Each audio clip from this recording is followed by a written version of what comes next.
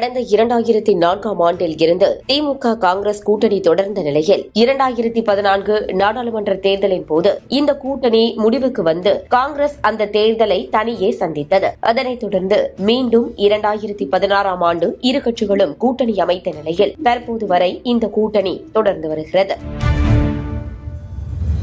இந்த சூழலில் திமுக தலைவர் கலைஞர் குடும்பத்துக்கும் சோனியா காந்தி குடும்பத்துக்கும் நெருக்கம் அதிகரித்தது. 2019 நாடாளுமன்ற தேர்தலின் போது காங்கிரஸ் கட்சியில் சேர்ந்தவர்களே ராகுல் காந்தியை பிரதமர் வேட்பாளராக அறிவிக்க தயங்கிய நிலையில் திமுக தலைவர் ஸ்டாலின் ராகுல் காந்தியை பிரதமர் வேட்பாளராக பகிரங்கமாக அறிவித்தார்.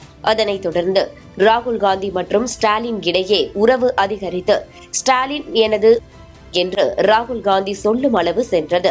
இருவரும் அடுத்தவருக்கு பிறந்தநாள் வாழ்த்து தெரிவிக்கும் போது சகோதரர் என்றே வாழ்த்து தெரிவிப்பார். இந்த சூழலில் இன்று முதலமைச்சர் ஸ்டாலின் தனது பிறந்த நாளை கொண்டாடும் நிலையில் அதற்கு ராகுல் காந்தி சமூக வலைதளம் மூலம் தெரிவித்த வாழ்த்தில் தமிழக முதல்வர் ஸ்டாலின் அவர்களுக்கு இனிய பிறந்தநாள் வாழ்த்துக்கள்.